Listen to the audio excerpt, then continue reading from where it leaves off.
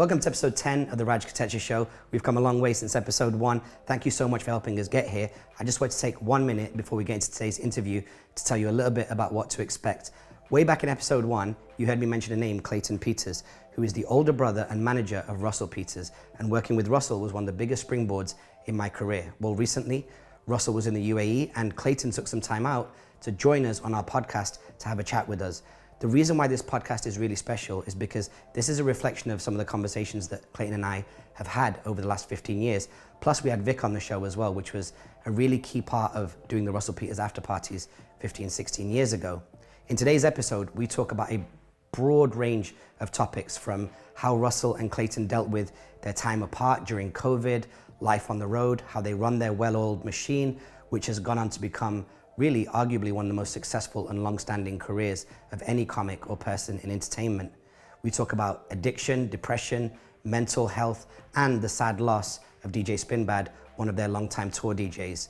We also touch on cancel culture, and at the end of the interview, we do something called Clayton Peters' Greatest Hits, where we deep dive into individual bits of advice he's given me over the last 15 years. I really hope you enjoy the show.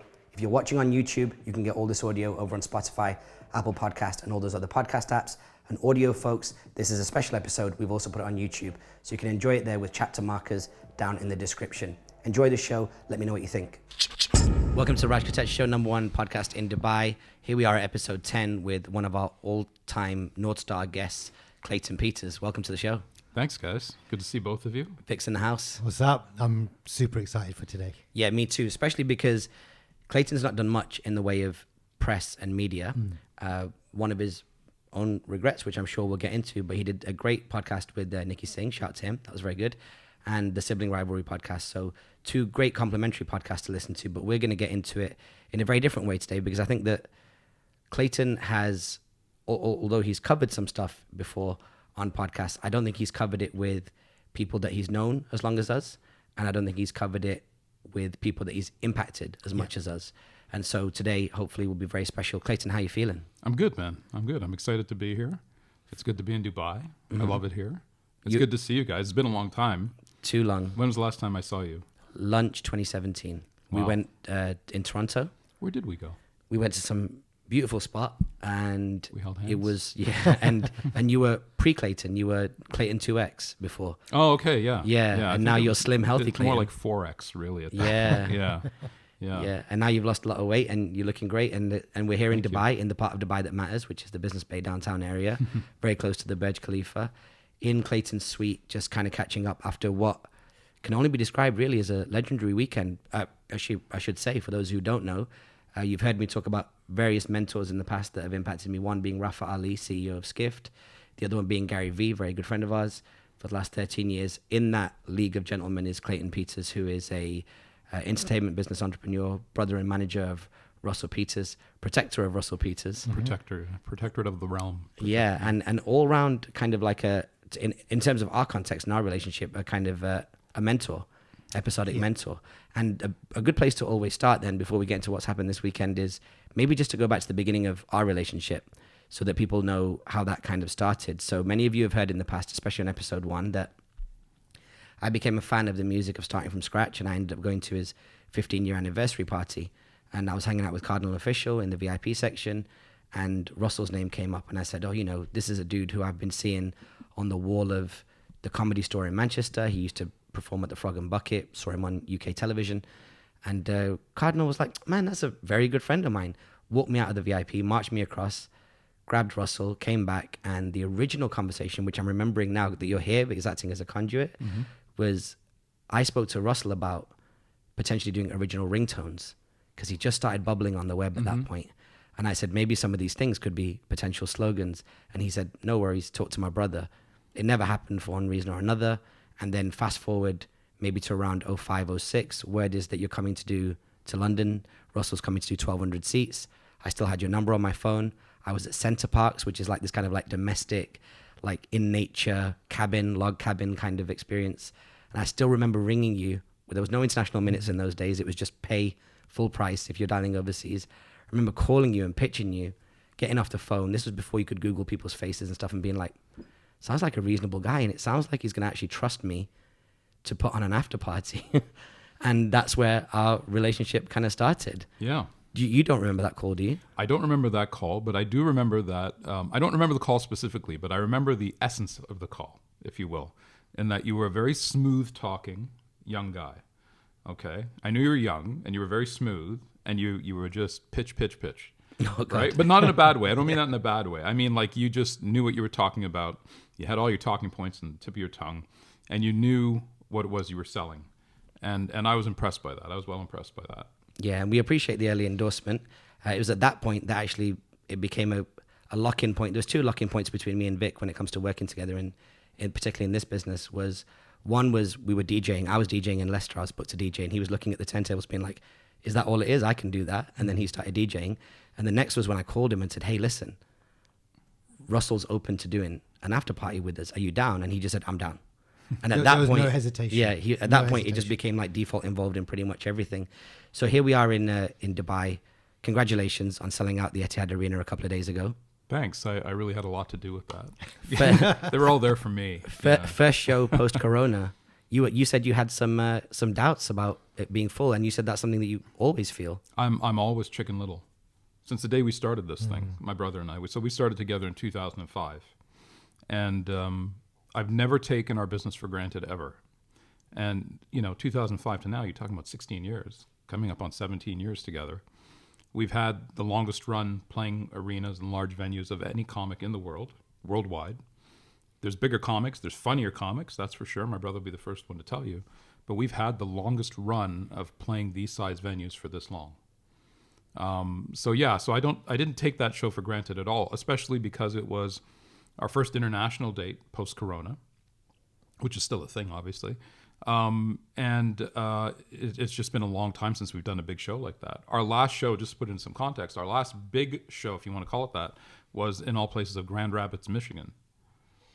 Okay. So you go from Grand Rapids, Michigan to Abu Dhabi. So that's quite a gap between the two places. And that was in March of 2020. Wow. And, there was a long period where there were no performances happening. So my brother was just home. I was just home. And then, you'd pick up a gig here, a small gig there in a club in the States somewhere. And then everything was on lockdown. And then over the last 6 months in the US, as they've been opening up, his shows have been selling really, really well. So that's great. You're selling out clubs. People are anxious to get back out there. And then the Abu Dhabi offer came through. And we took it, obviously, but there was still trepidation on my part. I don't take for granted that the fans are always going to be there, given how long we've been doing it, and given that people have other artists that they like, people's tastes change, they move on. So you can't assume that just because somebody liked you in 2005 or 2006, that they're still going to like you in 2021 or 2022. And you can use any example of any artist that you like. Any performer. I mean, who's your favorite hippity hop rapper person? Still Jay-Z. Jay-Z. Okay, so you'd still see Jay-Z if he came now. Yeah. Right. Have you seen him before? Several times, yeah. Okay, yeah. But you'd see him again. Yeah. Okay, so that's saying something. But then I don't put us in the Jay-Z category.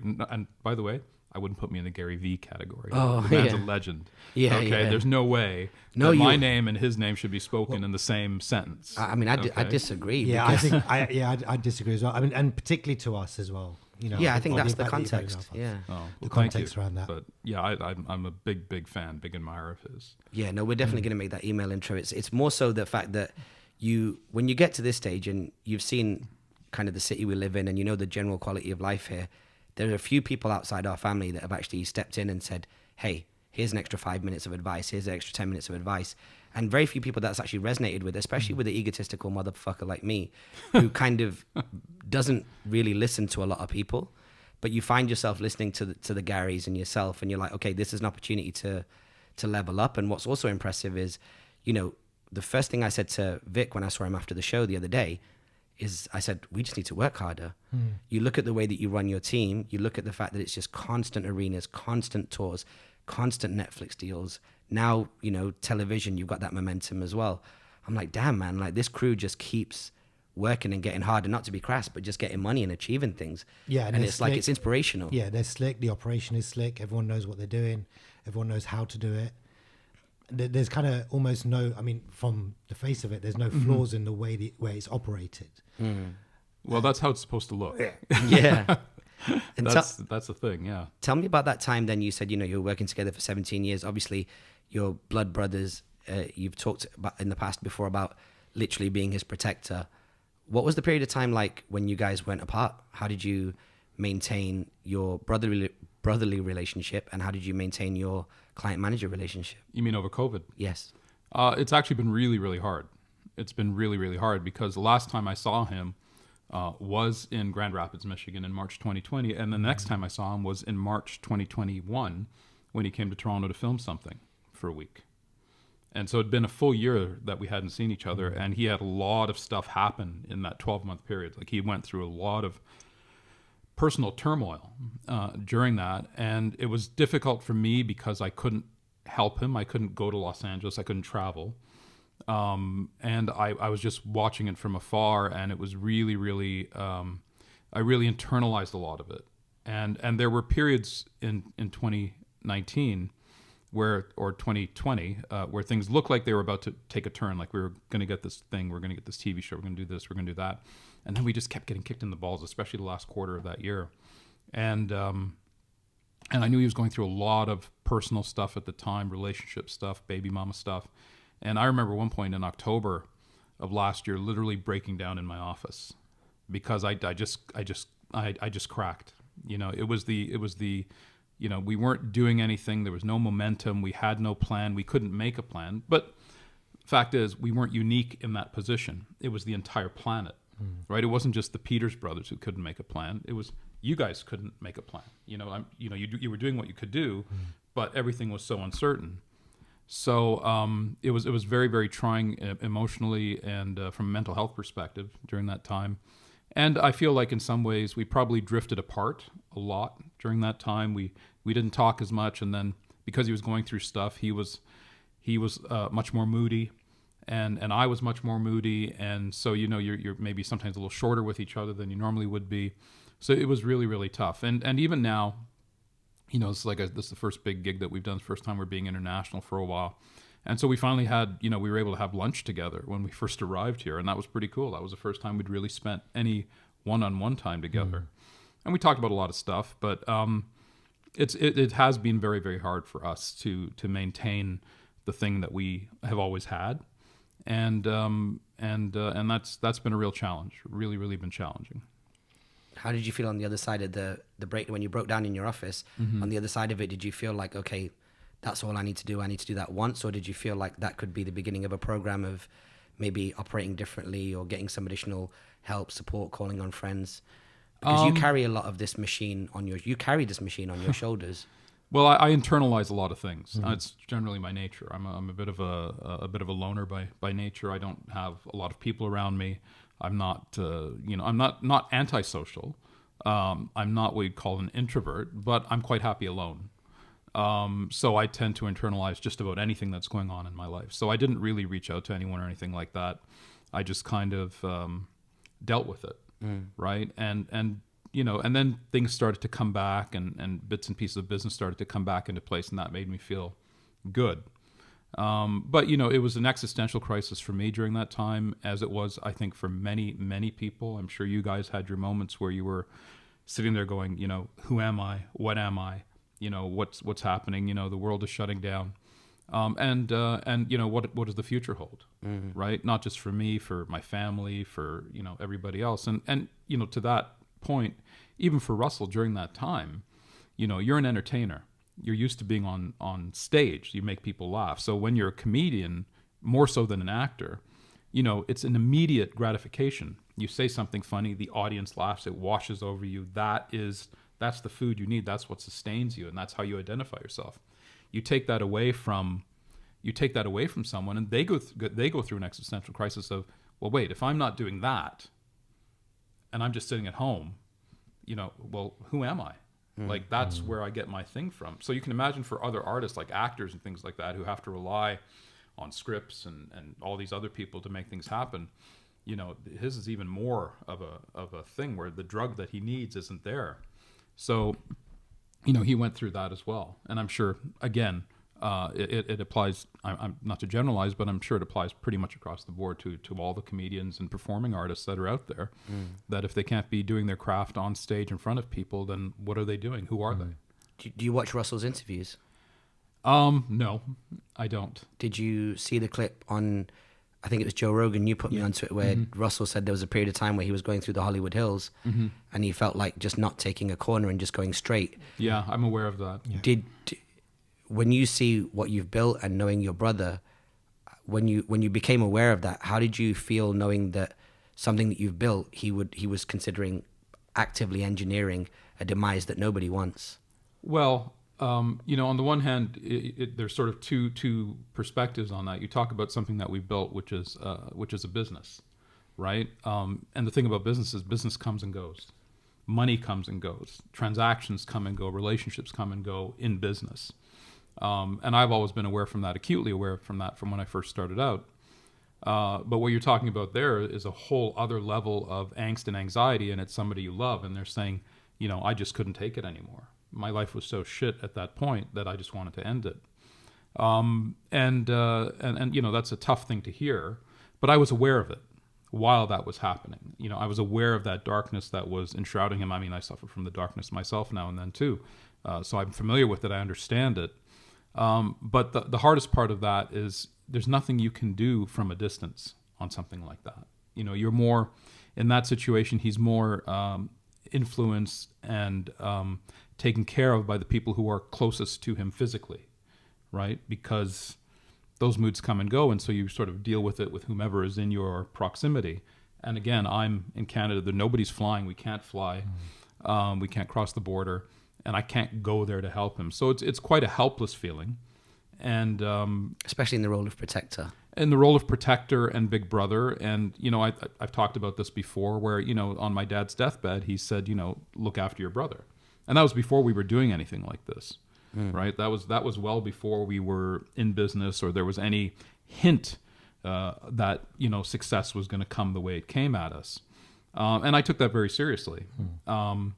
So, I still carry that to this day as sort of my mantra. And then when something like that happens or he gets into a jam or he's made mistakes or something like that, not to bring it back on myself, but you do feel like you've maybe failed him a little bit. What could I have done?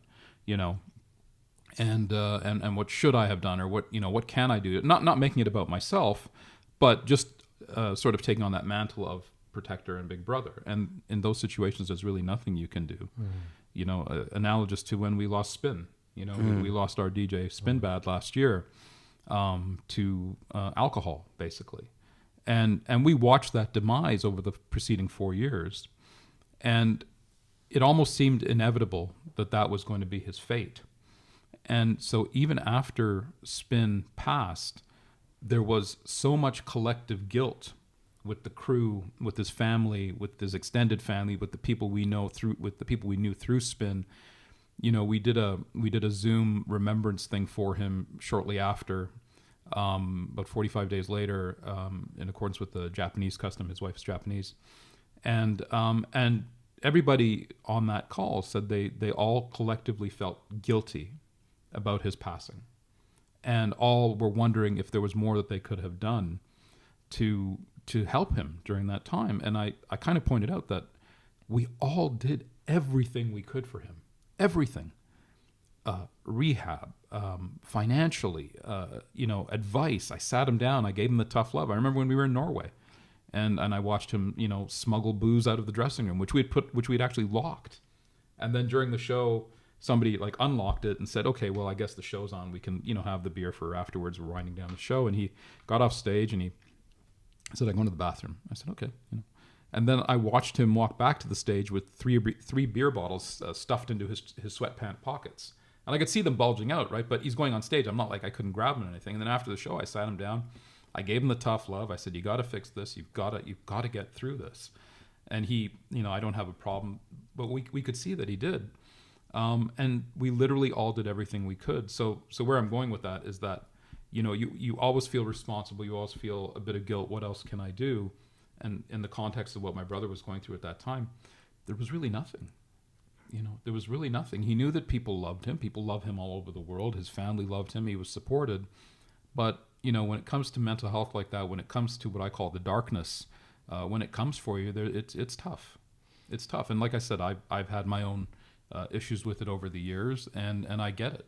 And there's really not much people can do for you. The other analogy I would give is when I was really heavy, right? Like really, really heavy, like 375 pounds heavy, and my knees were going and I was using a cane, there were some people who say, you should really do something about that. And I'm like, yeah, I know. And eventually I did. I had surgery and then, did all the necessary things. And now I feel fantastic. And another friend of mine was asking about a family member of theirs. And I said, she's like, I'm really worried about my sister. And, I think next time I see her, I'm going to sit her down and have a heart-to-heart with her about her weight, because I'm really worried about her. She's not healthy. I want her to live. I want her to feel good and enjoy life. And I said, the thing about that is, when you are like that, when you are that heavy and getting through your life, it consumes so much of your energy. From the time you wake up, it is on your mind, and it's the last thing on your mind before you go to bed, carrying around that weight, right? And so I equate that to sort of, again, darkness, depression. It's there from the time you wake up, and it's there till the time you go to bed. And all the people around you giving you all the love and all the best advice and all the things that you should be doing, it still won't. You have to get out of it yourself. I mean, and I do believe in sort of counseling and psychological therapy and things like that. I definitely believe that those will help you with the psychological stuff. But analogous to the weight thing, it had to come from me. Mm-hmm. That change had to come from within me. I needed to do it myself. And the catalyst for me was having a young son at a late age, right? And I have a picture of me at Disneyland, and I'll give it to you guys. You can put it up or whatever. Where I'm holding a cane. Right, and I've got a knee brace on, and my child's in a stroller, right, and that's when he's 2, 2.5 years old, and we still have a whole lifetime ahead of us. And here's this dad who the kid's 2 and he can hardly walk, right, and so the best thing I ever did was losing this weight. Probably best if I hadn't put it on, but that's a whole other story. Yeah, it's been a motivator for you as well, right, Vic? That's the reason why you're going hard in the gym right now. So. I got 2 prolapse discs in my back from a car accident 20 years ago. And for maybe 15 of those years, I basically did nothing about it. No physio, no chiropractor, no exercise. Well, I exercised, but very little. And we were obviously DJing for many years, carrying equipment around, standing for hours, and had a real bad impact on my back, a really bad impact. And then it affected my weight, and then affected my mood or my ability to do anything. Mm-hmm. And then when my wife fell pregnant, in 2013, I was like, well, that's it. I've got a kid. Mm-hmm. Then I found out it was a boy. So it was even more kind of that's right. It's energetic, play football with them, it's all not those sexist. It's just, that's the reality of being a man and having a child, a boy. Well, exactly, yeah. And you're thinking about the high energy, the activity, the football, just all that kind of stuff that typically dads would do. Yeah. So first thing I did, chiropractor. Second thing I did, went on a diet. Third thing I did, hit the gym. Well, got a bike, started exercising. Mm-hmm.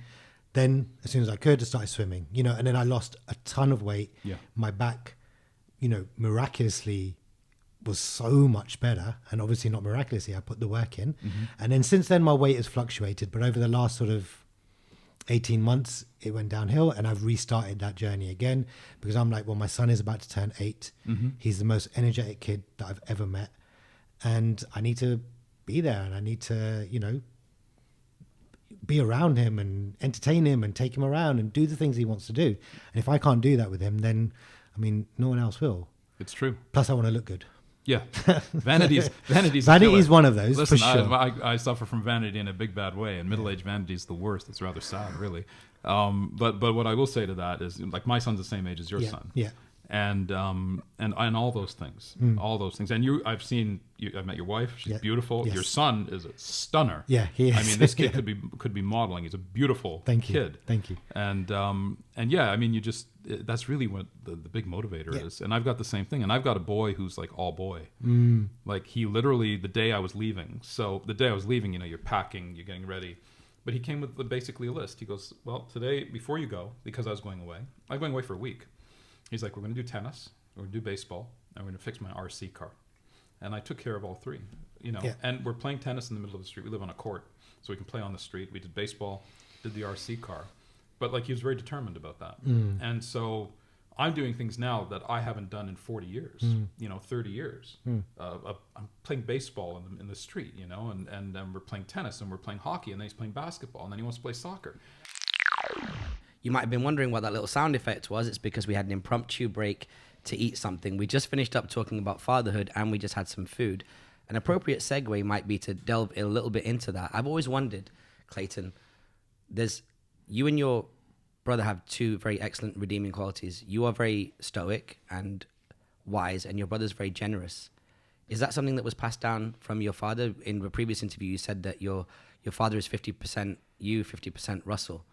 But as we've just had this beautiful lunch, I can't remember, and I would feel awkward saying this around other people, but I don't feel awkward saying it around you because I know it's your nature. We've always been treated like kings every time we're around you. We've never paid for anything. And of course, you've done extremely well in life, and it's very noble. But where does that character come from? Or where does that character trait come from?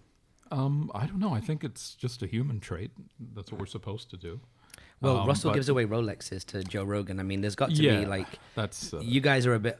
I mean, okay, let me just say that we're going to dub this guy's name out, but I don't know if you remember this conversation. Yeah. A few years ago, fucking hell, years go by, a decade ago, we're good friends with... and we'll dub his name out. And we were very good friends with him when he was on tour with. So every time we come to London, we get together, have a coffee, whatever, just hang out. And he heard of Russell's Ascent. He knew DJs that toured with you guys at that time. And that was around the time when, there was pictures of the private jets and the business class and first class. And he was like, man, I just love Russell Peters, like the way he looks after his artists, the way he looks after his DJs. They all fly first, they all live good, they get to see the world, they get to stay in nice hotels. He goes, we just get into economy, even the artists, even the sporting artists, people on the record label, just all jump in economy. And of course, the main guy, the main act has a G5, G6, and he bounces around that way. And so it's not normal generosity by any standard. I mean, you could easily cut costs and run a much more lean business if you wish. This is surely a management decision that you and Russell have made. Surely it's not. I'll be honest with you. I mean, as a manager and someone running the business, and who's really, part of my core belief is that I'm supposed to put as much money as possible into the artist's hands. Okay, so some of those things definitely run contrary to my initial instincts. Okay, and the guys know it. Like, they know that I don't want to necessarily put everyone into business in first class. And so it does present some challenges for us over the years. And I feel like, like I said, for me, it's a business thing. For him, and it's a human thing. As far as running our business goes. I mean, it's great when everyone's in business in first. It's a lot of fun to have everybody there.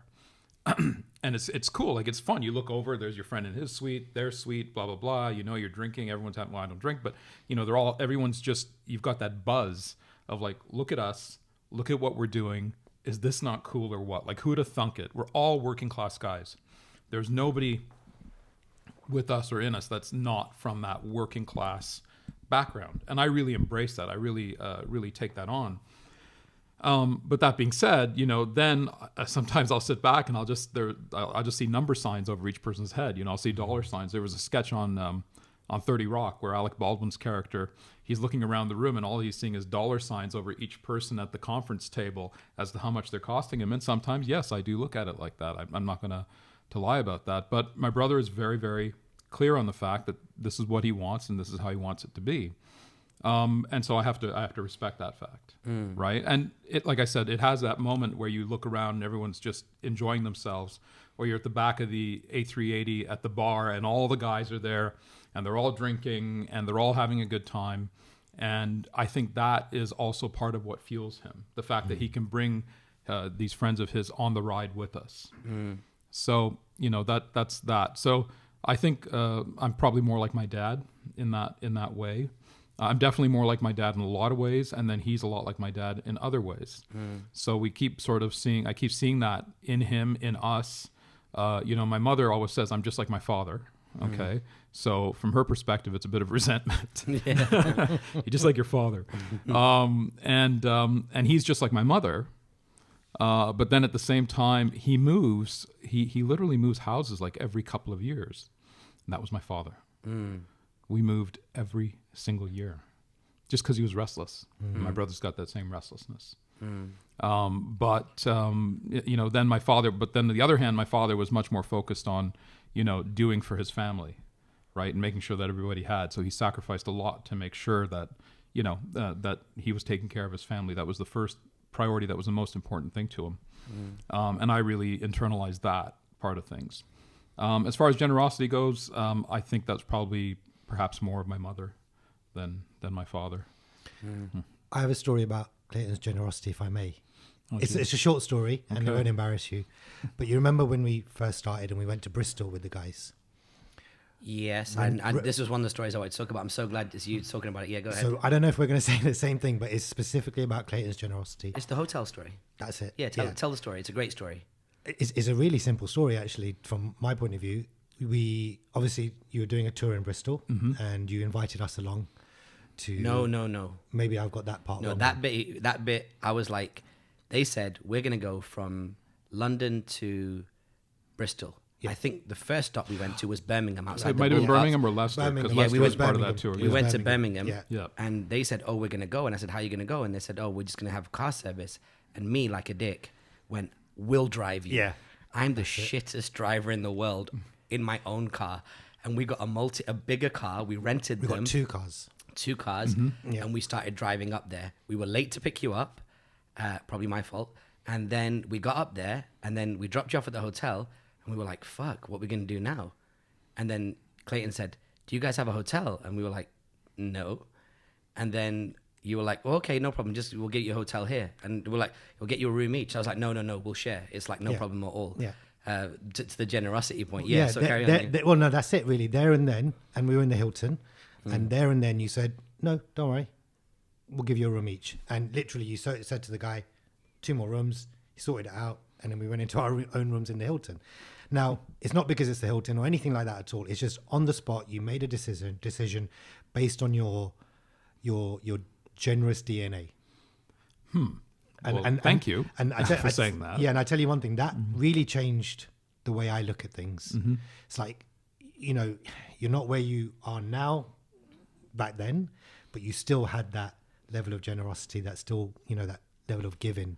And that changed a lot of the way I look at things. Wow. Well, do you remember we were from Birmingham to Bristol, and then somebody forgot some music or some hardware in Birmingham, and Friction.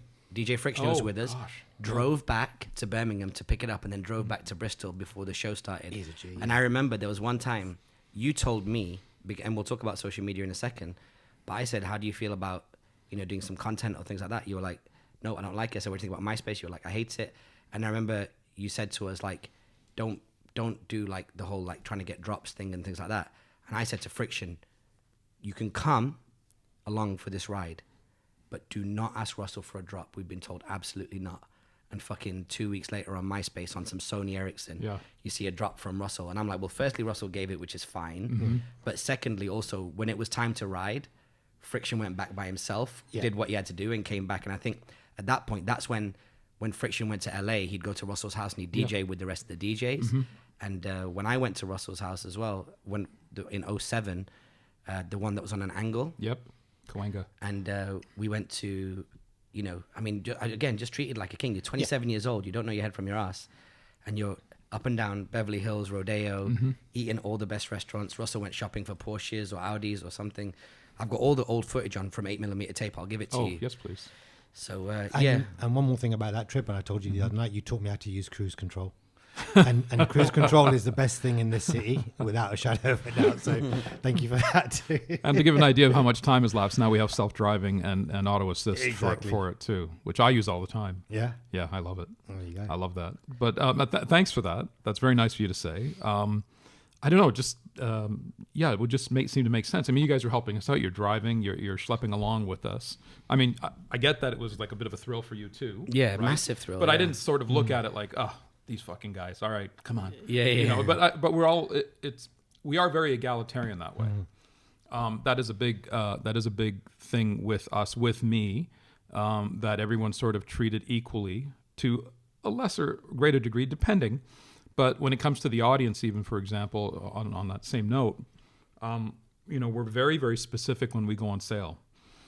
There's, I guess in England they call them the touts, the resellers of tickets. So what we do there is, it's an impossible thing to manage, right? But what we do is when we put out the on sale instructions with the venue, right? We do it in such a way that, okay, one first row is available to the public. The second first row is also available to the public, but it's not available on the pre-sale. Okay, it becomes available later as we go on sale, and then we do every other aisle. Okay, so that we make sure that the resellers can't get it. Then what we also try and do, and I say try because it's really hard to get around, is that for those first rows, if you have tickets, you have to show up the day of show with ID to pick them up. Right? Got it. So that again, we're trying to thwart the resellers, and part of that is trying to make sure that the true fans have access to the best possible experience at the show, right? And it's not just rich people up in the front rows, which I inevitably you do end up with that. Okay, it's an impossible thing to work around, but you definitely want to have like the true, like real fans be able to afford to buy those seats and get those seats and have that experience, as opposed to, again, you go to certain countries in the world, whether you go to do shows in the Caribbean or India and things like that, it's hard to get around that. So you get like very wealthy people in the front who are very entitled, not even interested to be there necessarily because they're fans, but because it's a thing to do, because it's a place to be seen in that city. If you're, whether you're in Bangalore or Madras or something like that, they need to be seen at the show, right? Because they're part of the mucky muck scene, they're swells. And so we try and employ that when we do our ticket sales too. How did you figure that out?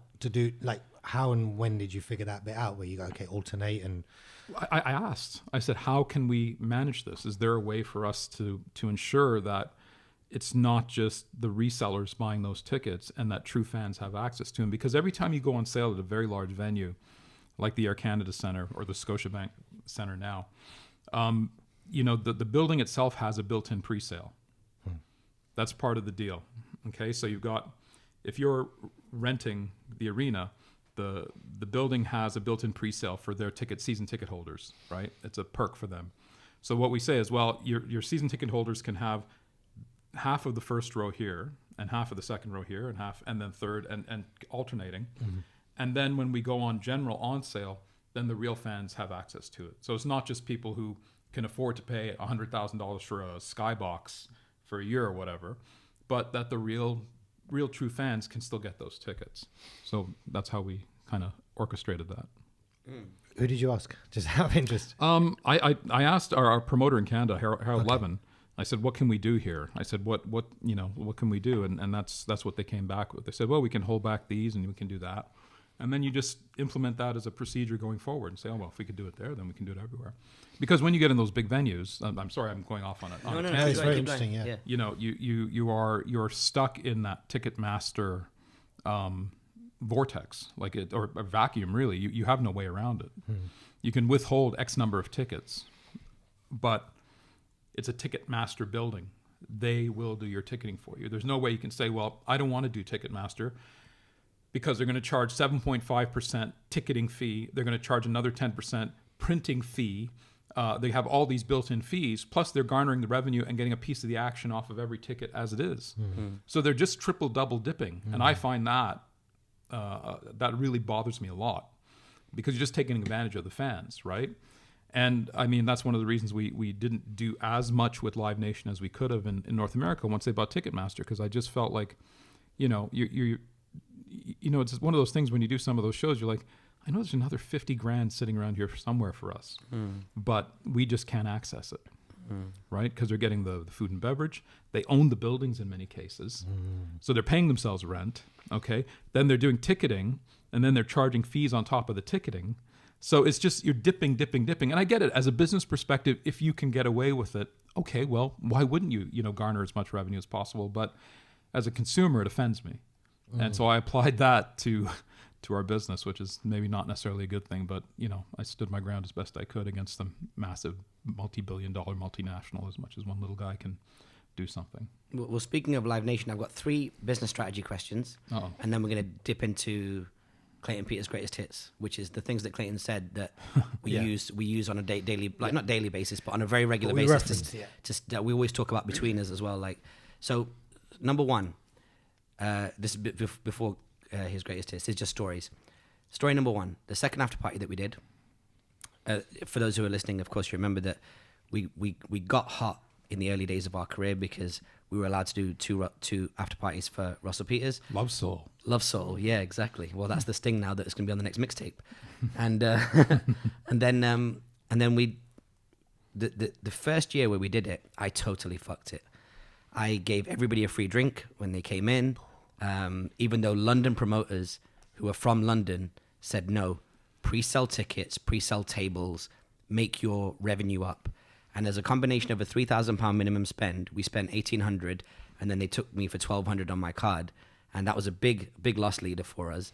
But it was a passage of fire because I came from a different market. I came from Manchester, where the streets and nightclubs are a lot more integrated, and it's a lot easier to figure stuff out. It's not like money. This person. It's more like just making sure that no one gets hurt and everyone has a good time. So the second year, you had Live Nation issue us a check for £2,000. And we registered the business to receive that £2,000. And you said, I know you lost money last year, so here's £2,000 for you. I did that. Yeah, you didn't know? Damn. No, it's cool. Yeah. But I don't remember it. I mean, it's a long time ago. It's really had a long us, time ago. You had us put together a marketing deck of where Russell Peters' posters should be. Right. In different ethnic markets. Right. So we effectively paid you for your marketing. Right, that's what we were paying you for. We were putting so that's what it was. Is that you were the guys on the ground who could help facilitate a successful tour in the UK because you knew the markets, you knew the South Asian community, you know who was what and where, who was going to come out and buy, who would not come out and buy, and what you were going to need, what we were going to need to do to reach them. So yes, we were paying you for your services. Yeah. But I remember you said, like, I know you lost money last year, so there's there's a couple of thousand coming your way, which kind of evened us out. So okay, so that kind of answers that question. It was obviously there was an actual itch there that needed to be scratched, but it's very good because it allowed us to really, that business, Love Soul Limited, now eventually got rebranded or legally changed to Creative Content Agency, which is the business that we have right now. So that's a very, very cool story. Okay, strategy number 2 then. Sometimes I do stuff. Your relationship with Clayton is that there are parallels between me and Vik. Oh, with my brother. Sorry, okay. forgive me. Yeah, Your relationship with Russell is there are parallels between me and Vik. Now you guys are cousins, right? First cousins. Yeah. First cousins. And sometimes I go to places and I see something and I'll do a deal and I'll ring Vik afterwards and be like, yo, by the way, we're doing this on this date. And then afterwards I get off the phone and I go, fuck, I just put some extra shit on his plate and now he's gonna have to deal with it. And in some cases, these things are half baked when the doors open. Like I haven't even thought it through. Any tips for managing somebody who is a little bit unhinged? And secondly, any tips for the unhinged? I can't be unhinged forever. I can relate to that story very, very well. And so I'll use some analogies from my world. In that, I'm going to take it you're the creative one, right? Yeah, would that be? Yeah, I mean, so you're both creative. We are both creative. Yeah. We're both strategic, but he is more on that side, and I am more on the operations side. Okay. Get shit done. Yeah. And I'm the noisemaker, so I'm the one that people generally recognize. Okay. So very similar. Very similar. Very similar. Very similar. So, coming back to a sort of period apart from my brother, he says yes to a lot. He's said yes to a lot of things that otherwise I would have said no to during that time that he's done in Los Angeles and other places that strategically don't make sense. I'm more of a strategic thinker than he is. He's more impulsive, less decisive, oddly enough, even though he is impulsive.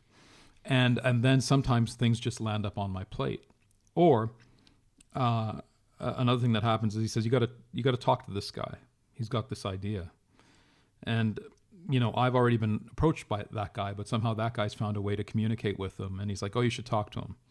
And I don't like to waste people's time. So a lot of times I'll go, look, I already addressed it. He goes, well, maybe meet with him. I'm like, no, because I don't want to waste someone's time. Sorry, I'm going a bit all over the place here, but coming back to what you're saying is how do you manage that part of him? There's really nothing I can do because as a creative person and as an artist and as a comic, a key element of their personality is the desire to please and be a people pleaser. Okay. And that thing about being a people pleaser means saying yes to everybody. Okay. And that's like, yeah, let's do that. Yeah, sure. Talk to my brother, which is a good way out for him. Okay. Like you can that's one thing I would say to you as well. As you're spitballing these ideas, is to just take a step back and say, well, I've got to talk to Vik. I do that, but I think what I should say is you talk to Vik. Yeah, because this week I'm the music director of this this fashion show and all this other stuff, and they sent me the advert with my name in it. Yeah, and I was like, oh yeah, by the way, Vik, we're doing this. Yep. And also, we're gonna need to do the music direction.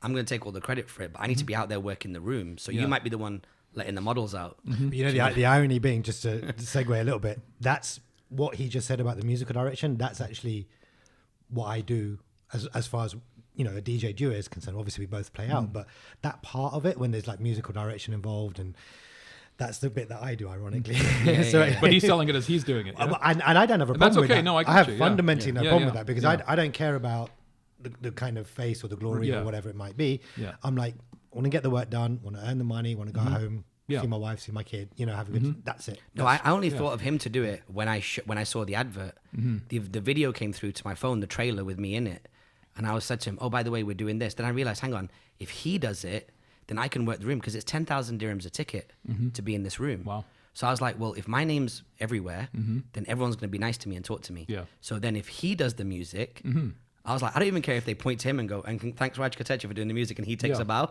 I couldn't care less. I actually want to be less concerned with doing the work and more concerned with working the room and being like, hey, what's going on? Because there's going to be, sheikhs and different people and other there. opportunities. And that's logical to me. Yeah. Yes, absolutely. That's logical to me, because we wouldn't be playing into each other's strengths otherwise. Right. It's just pure logic. Yeah, that makes sense. But at the same time, from your perspective, and I use my brother, you can say, well, talk to Vik. You should really talk to Vik about that, especially if you're not sure, or you don't want to commit, or you want to say no, but you don't want to say no. Okay. And so in his case, if he wants to say no, but doesn't want to say no, then he'll defer them to me. Then other cases, he's just like, yeah, sure, I'll do that. And then I'll find out after the fact, or I'll see something posted on his Instagram. I said, what are you doing on that date?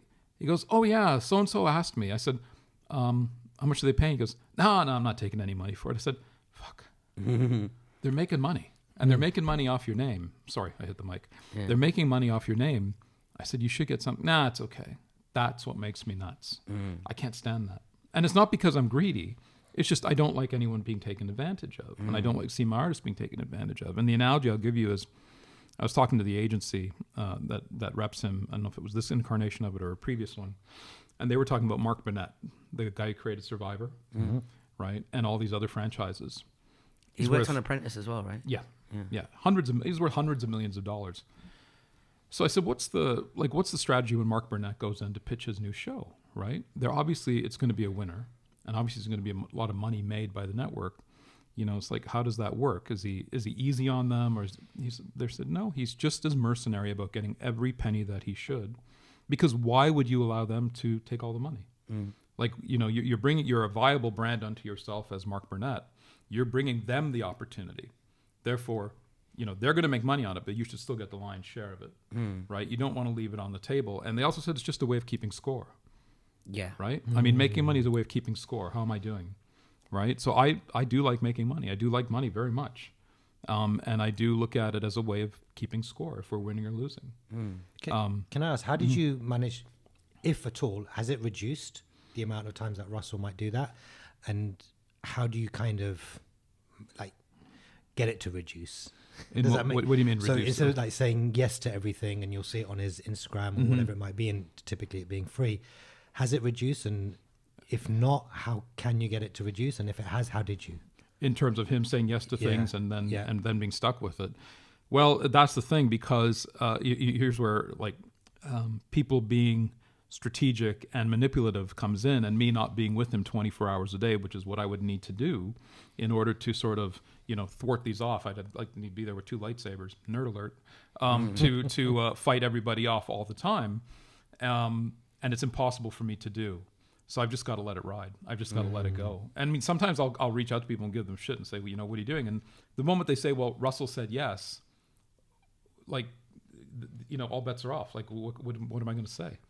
Right? Well, Russell said yes. I said, well, you shouldn't have gone directly to him. But, I ran into him at the party. And, he said, yeah, he'd do it. And so here we are. I said, well, that's not how this works. And people go around me. People do it all the time. And I get really, really mad at them when they, I sent emails to people saying, no, sorry, we can't do this. Next thing you know, they DM him on Instagram. Next thing I see, he's doing something. And I'm like, what the fuck are you doing? I talked to you about, like, I already said no to this person. He goes, oh, it's okay. I'm all right. I said, well, you're just undermining me, right? I don't like to be undermined at all. Like at that stage in which, all right, I'm done. I'm out. You know what? I'm out. You want to do this on your own? Go ahead. And I'm kind of like that a little bit. So really that there is no great answer there in terms of how to thwart it other than, for Raj, instead of saying yes to everyone or surprising you with stuff to either bat it over to you. Right. But I know it's always nice to have the juice to say, yeah, we'll do that. Right. It's more just interesting, like interesting things happen. And for me, it's a compound effect. So let's say I'm going to be the music director of this fashion show.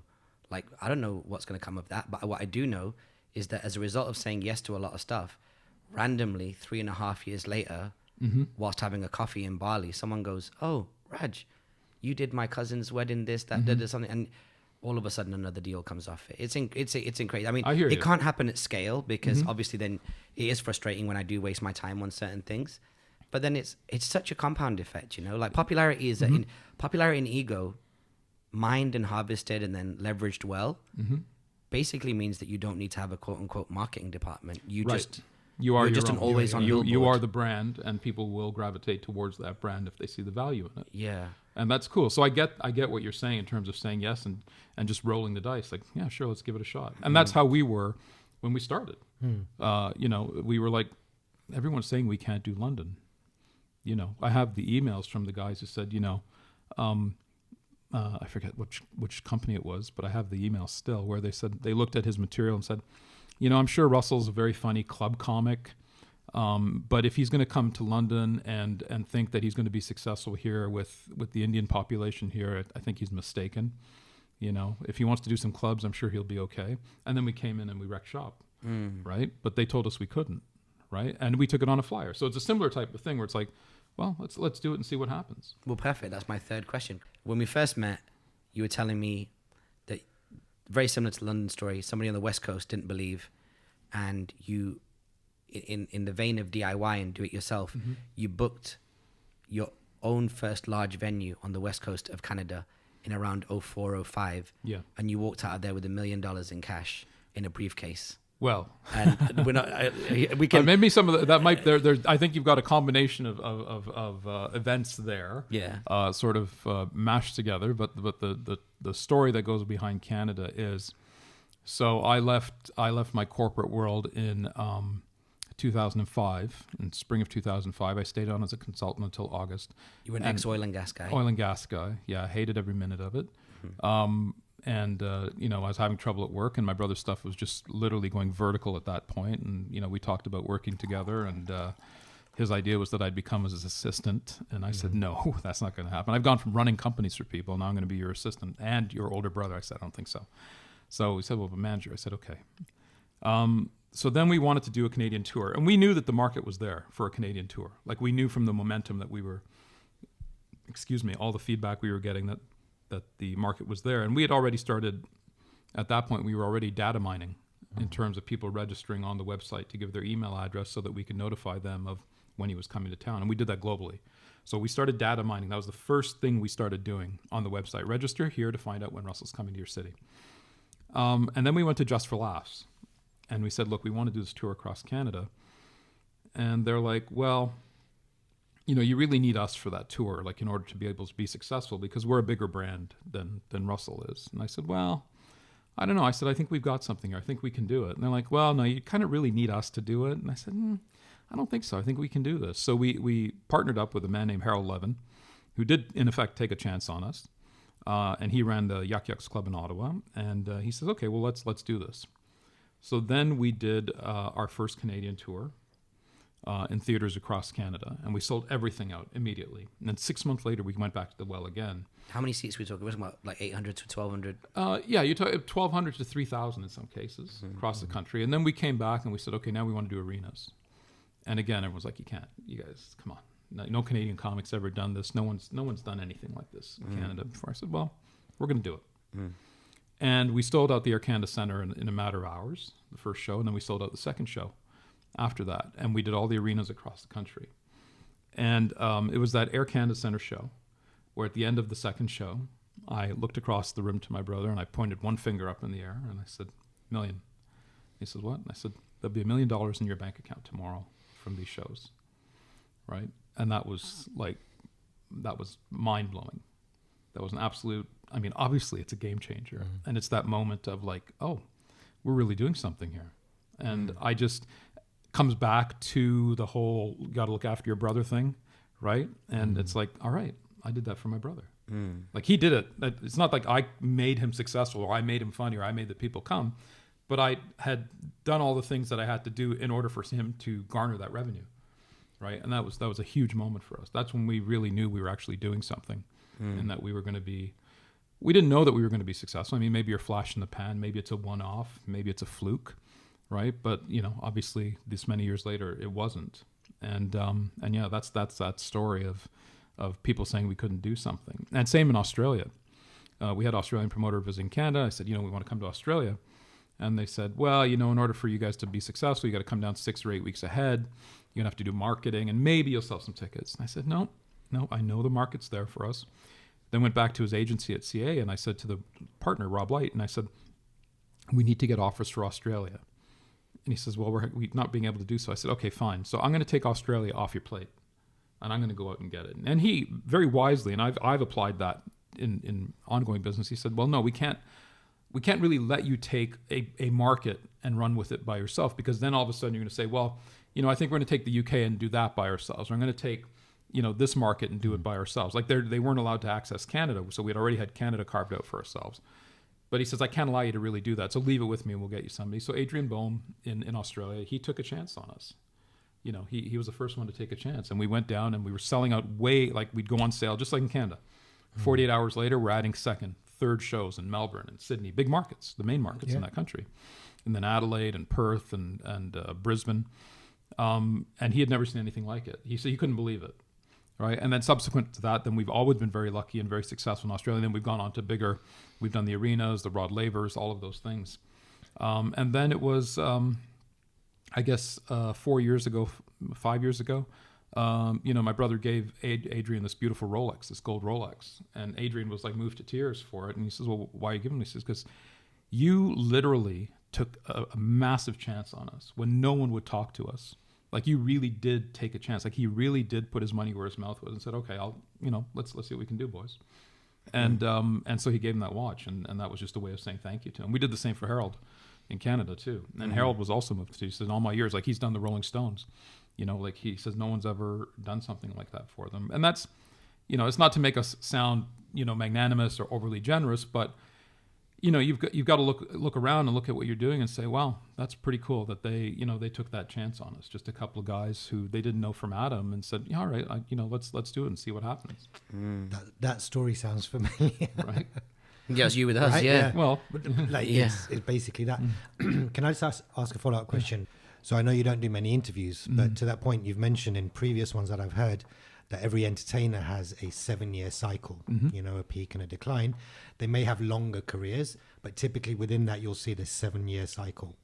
How do you keep the train on the track for 16, 17 years, specifically around large arenas? It's not small clubs or whatever. It's, you know, huge sold out multi-day arenas. So how do you keep the train on the track? Are you consciously stoking demand? no. Not even through Netflix and moves like that? No, I don't believe you can manipulate the public into coming to like you. You know, as I often say about my brother, especially as we are an increasingly polarized, politically correct world of cancel culture and things like that, you cannot force people to like you. And so to that point, I'll get to it in a sec, but you know, a lot of times people say to me like, oh, I can't believe you said that. Or we've been in like corporate meetings with networks and things, and you come out and they're like, you know, the agent's like, I can't believe you said that. And he's like, well, I'm not a corporate drone, okay? I'm not looking to get a job with them. Like if we can do a project together, that's great, but I'm not one of them, Okay, I'm not this is speaking from my brother's perspective. I'm not a corporate guy, right? I'm not like sitting in the boardroom and trying to be politically correct and say the right thing and do the right thing. What he does is he says what's on his mind and what you're thinking.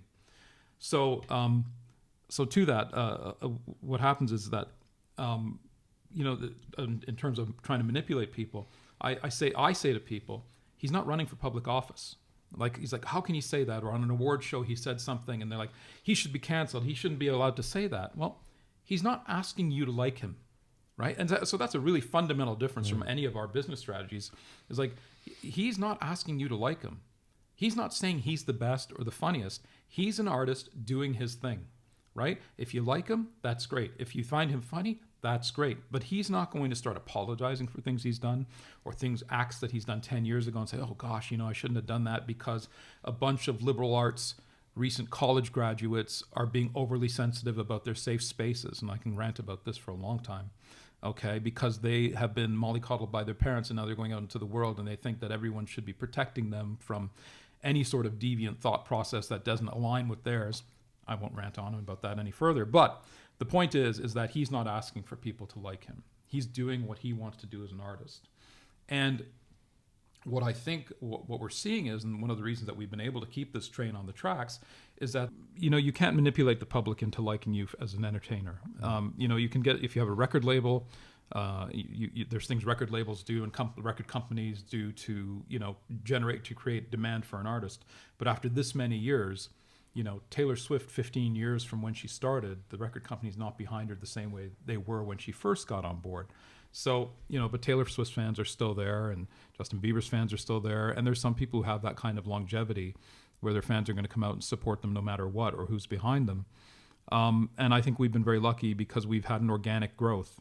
The one thing that we always say is that we didn't have there's no media manipulation with us. There's no studio, there's no TV network, there's no record label, there's no multinational behind us that is pushing him forward to say, like this guy, putting him up on billboards. You must like him, you must like him. And I think that's what people are responding to, is we have an organic growth in our business. It's not manipulated, and he's not manipulating the public. So he's not saying politically correct things or things that are in the zeitgeist to talk about mental health issues, or he's not coming out and saying I was an alcoholic, and he wasn't. That's not a thing. But he's not like coming out and saying that I had some kind of issue or something, or trying to manipulate people to coming around to seeing him as part of a popular conversation at any given moment or things like that. So it's been very honest and very organic. And the other example I'll give of that is that with regards to keeping the train on the track, sometimes I think, okay, well, we're doing Canada, we should probably play smaller venues. And when we tried that on the previous tour, people didn't come out the way they did before. So you could say, well, it's a drop in demand in the marketplace. But we did play in larger venues in other markets and the people came out. So there's a perception, in my opinion, from the public as when you're playing some of these smaller theaters. So instead of playing the Air Canada Centre, we played Massey Hall. Is that the public doesn't perceive it to be an event. Okay, right. So it's a bit of a group thing. It's a bit of a mass psychological thing of people saying, oh, he's playing that. It must be a good thing. I need to be there for that. Okay. Oh, he's just doing a theater. Maybe it's off tour, or he's just between shows or something like. I don't need to be there for that.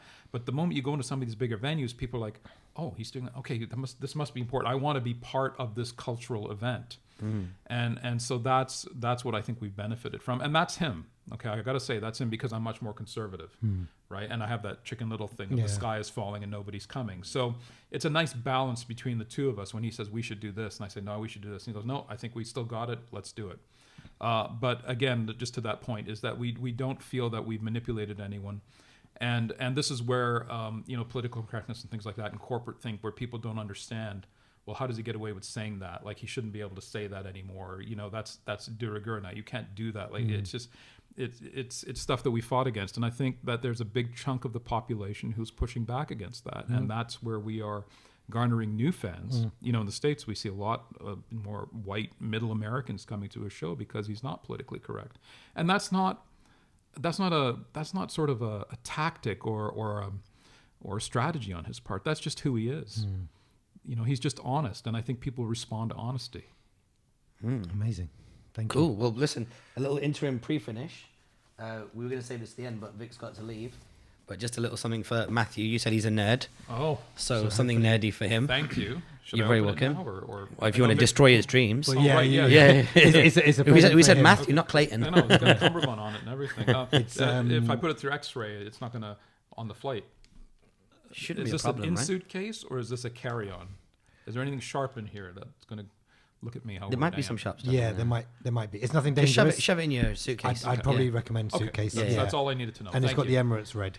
Ah, yeah, for him. that's very cool. Thank you. Thanks very much. Okay, cool. So now in the podcast, Vic has to leave. He's got something that he's pre-committed to. So we're going to He's carry on. committed to his family. I'm committed. Yeah. I'm pre-committed Is that what they to call my it? I family, yeah. respect that. I respect Apparently, that. I'm pre-committed to my Yeah, family, not just pre-committed. committed. Yeah, pre-committed. No, that's the number one thing.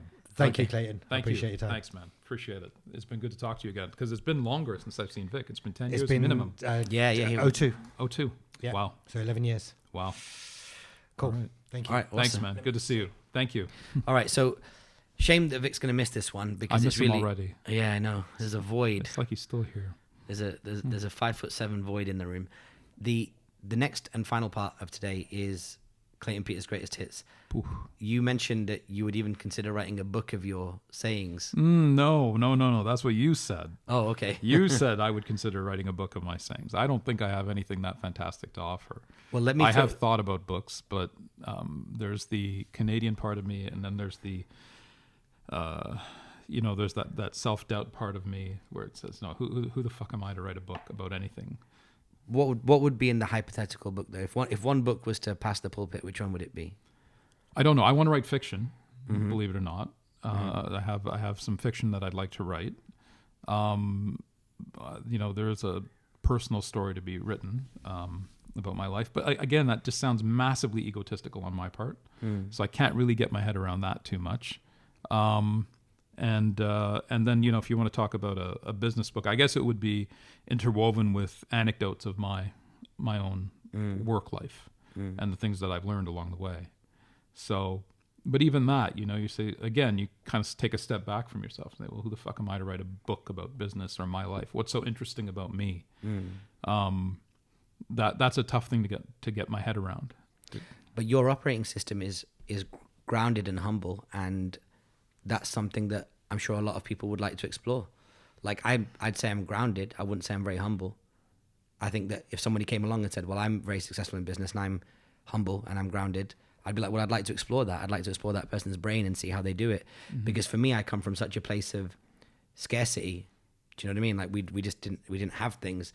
I'm like, I feel like I've just constantly got to keep shouting to attract opportunities. And I find it fascinating when someone can be successful without doing those things, And Vic has some of those qualities as well, to be quite fair. Like he's very happy to be in the shadows. In fact, I'll put a picture up as well whilst we're talking about it. I'll show you a picture just now, actually. Oh no, my phone's over there, but I'll show you a picture at the end where literally I'm at the front of the picture with my arms out in the light, and Vic is like in the background, like some like Caliban in The Tempest in Shakespeare, like all grainy and dark.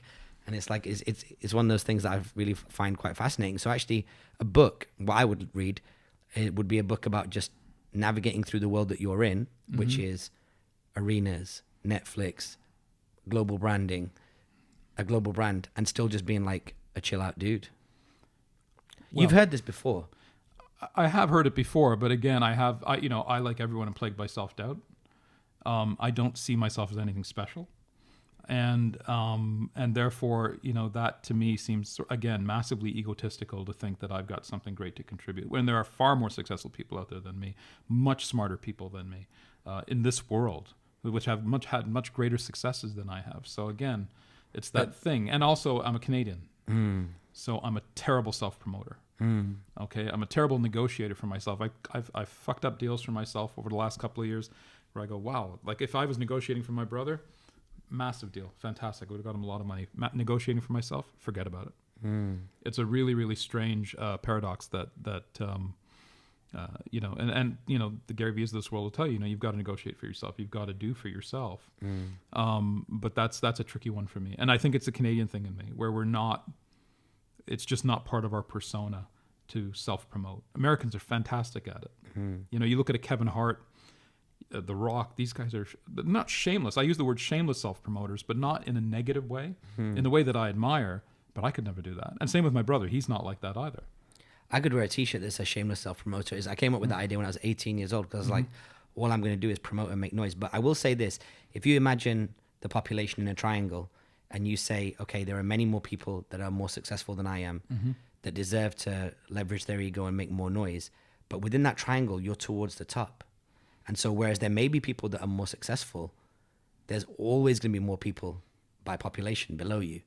And so are you doing it because who you are in relation to the handful of people above you, maybe the 10 or 30,000 people above you, or are you doing it for the 6.999 billion people below you that benefit from? Well, that's a good way. That's a nice way to break it down. That's a very interesting way to look at it.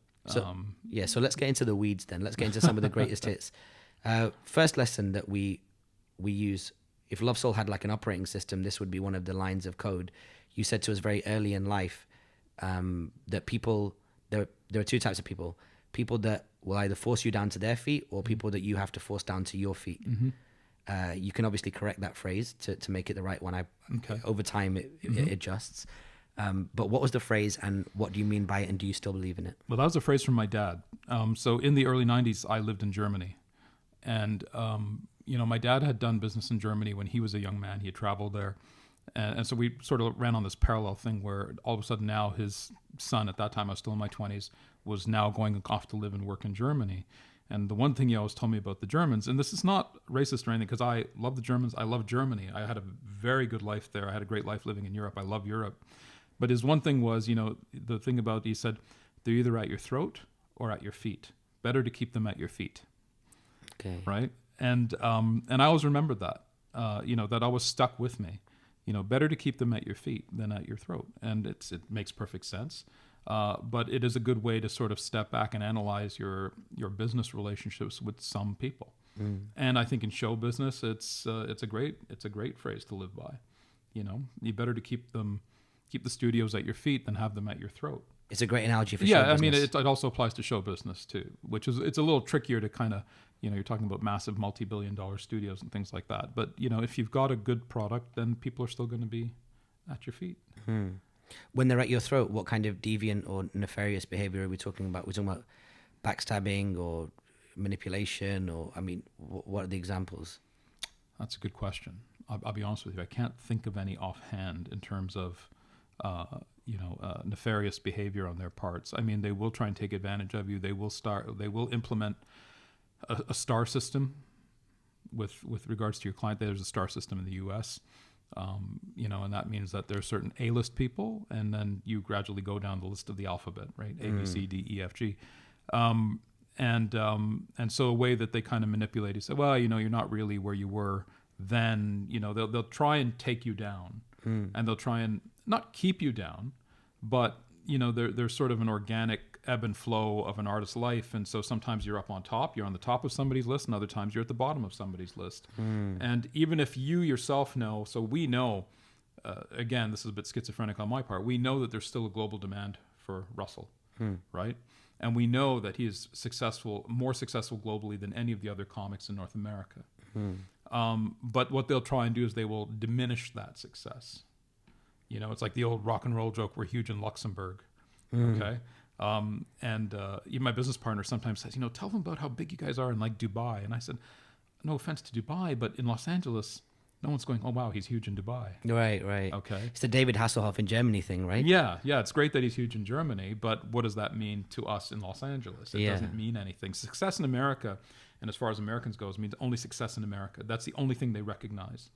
If you're successful in America, okay, you're successful. But if you say, huge in Canada, massive business in the UK, Europe, Australia, South Africa, any of the Commonwealth countries, it means nothing to them. They will use that to diminish you, right? The only thing they understand is success in America. So, it's not nefarious per se, but it is a way of keeping you from feeling, too big for your britches, right? It's a way of sort of not keeping you down, but in a way kind of trying to dismiss your success. And we've seen that an awful lot, a lot in the business. In which case it's better to keep them at your feet, making sure that the narrative that they're aware of is the one that you're dictating to them, which is much more honest and much more beneficial to you. Yeah, and then you have to sort of not manipulate the facts, but then you have to start singing about your American successes. He's done Madison Square Garden, he's done the HP, he's done all these arenas across the U.S. But again, I think one of our shortcomings is that we've never been really great self-promoters. And my brother's not a great self-promoter. He's the last one to talk about his successes. Sometimes they say, "Oh, I was first one to do this, first one to do that," but it's not.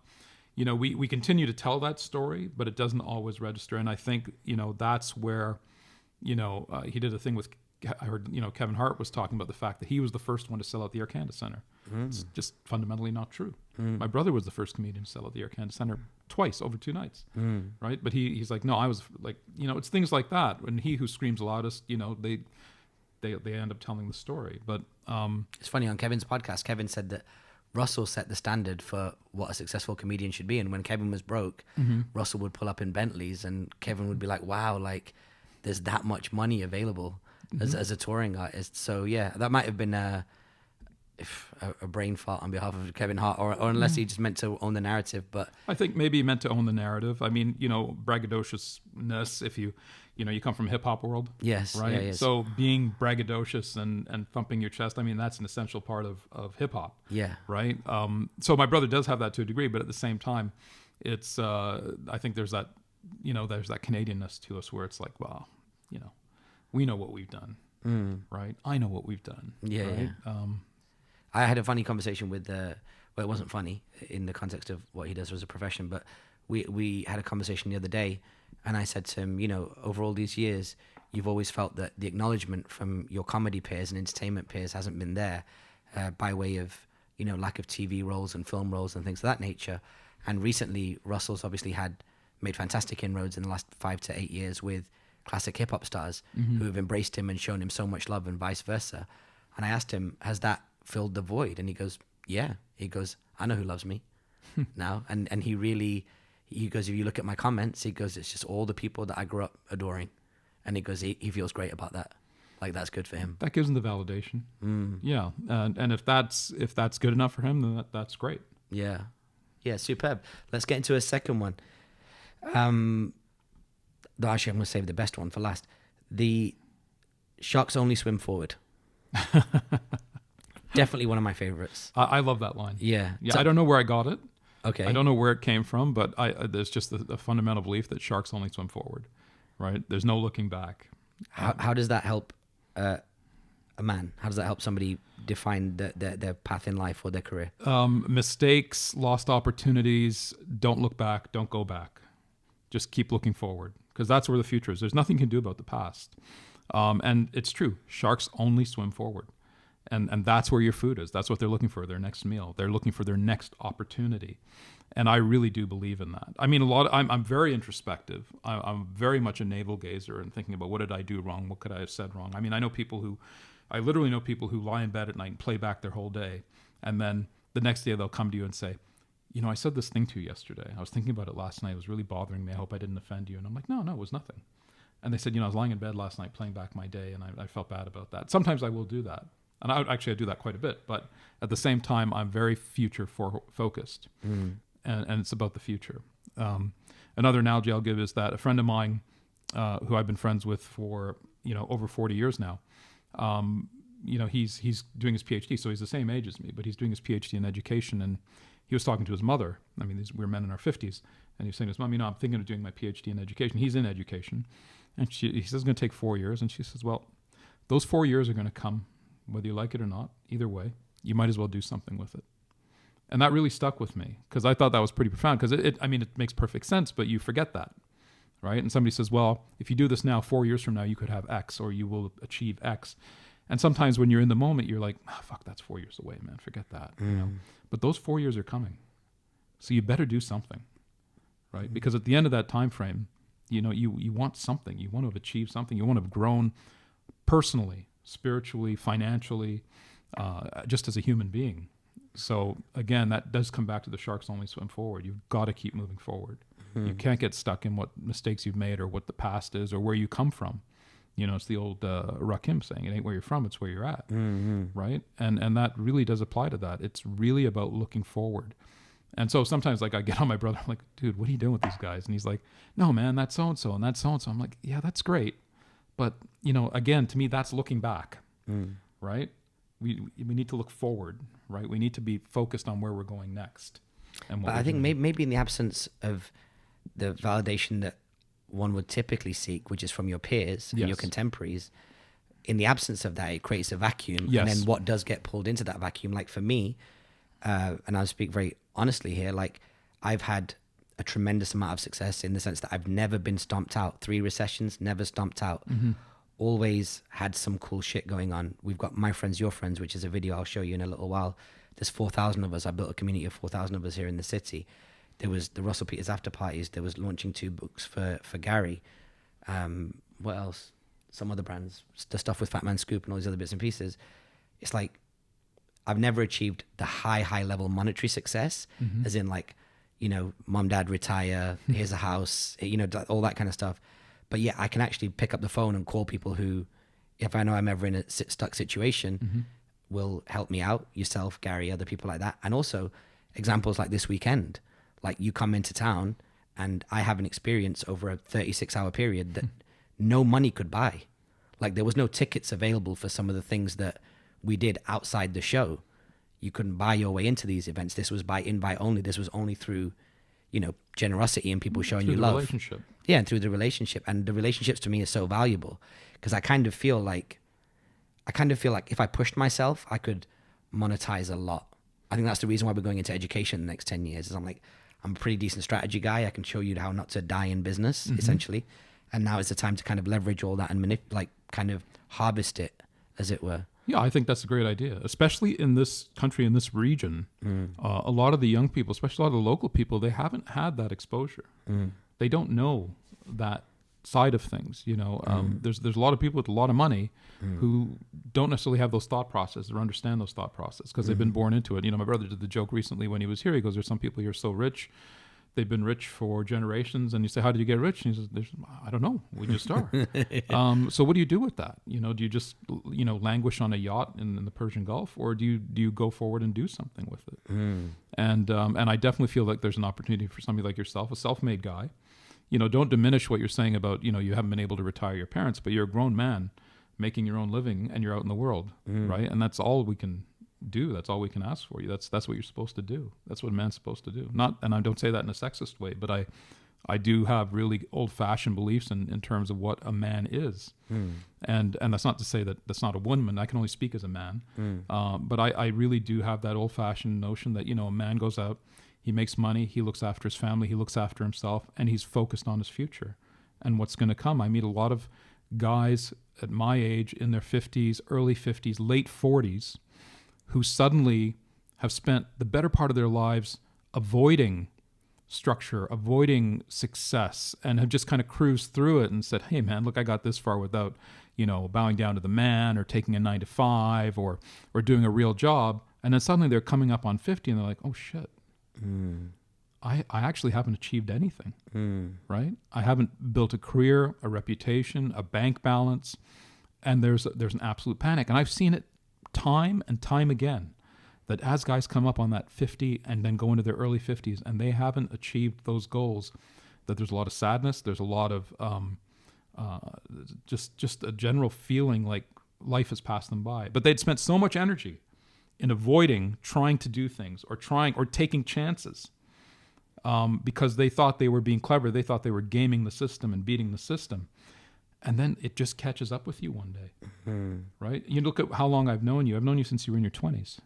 Yeah. Right? Long time. And now you're in your 40s, right? I mean, that's it's not a lot of, it's a long time, not a lot of time, but it's critical time in your life for you to do things and achieve things and try things and make mistakes. And you've always shown up at critical times. You might be passing through town, having a show. You did O2 and that lunch in Canada and all that. I don't see you often, but I kind of feel like we cross paths at times, certainly when I need it, you know what I mean? Where I'm like, oh damn, like if I'm going to see him, let me I need all this advice. Let me present it to him. Let me extract it all out of his head whilst he's here. You know what I mean? Okay. Well, a good place to end is probably one of the most significant ones. Now, when we spoke earlier on, I said that I think we maybe had lunch 4 years ago, but it doesn't make sense, and I'll tell you why.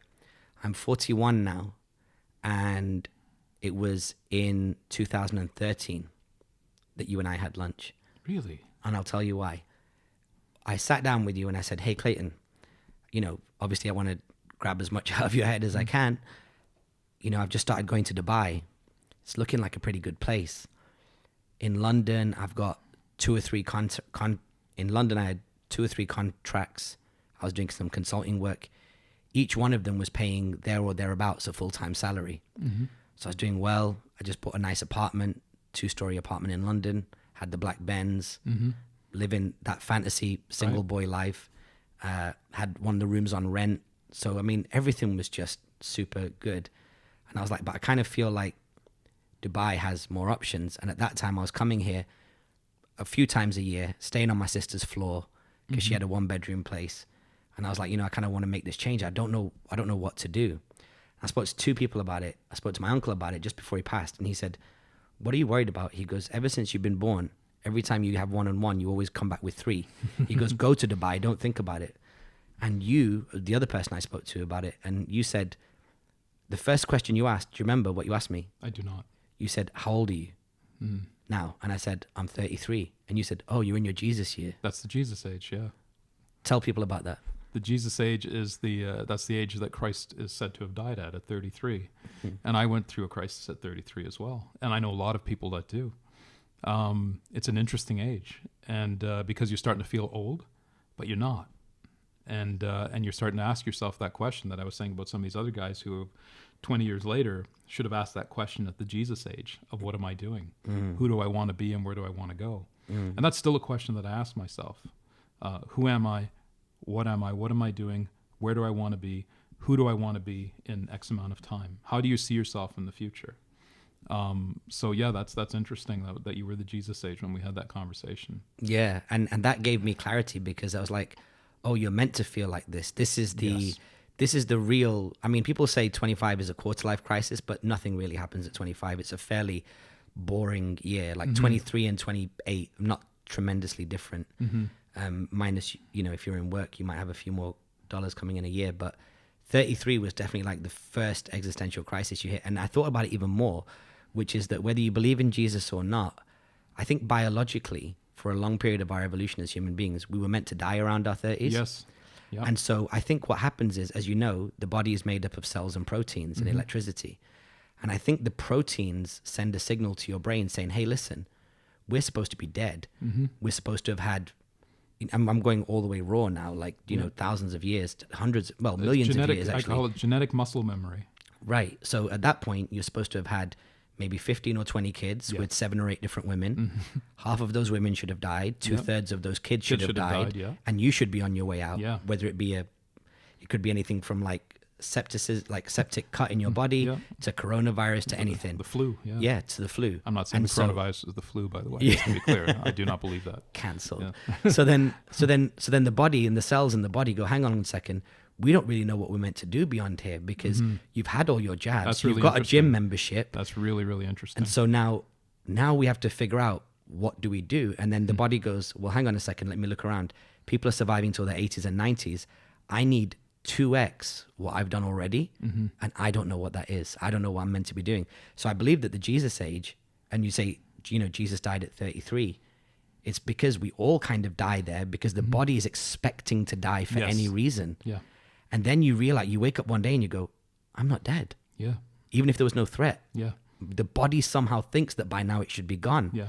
And then you question it and you go, where do I go next? Yeah. If I'm not going to die tomorrow and I'm going to live now for at least another 40, 50 years, okay, I better get on with it then because I'm not going to die, right? So I've got some things to do. What am I doing?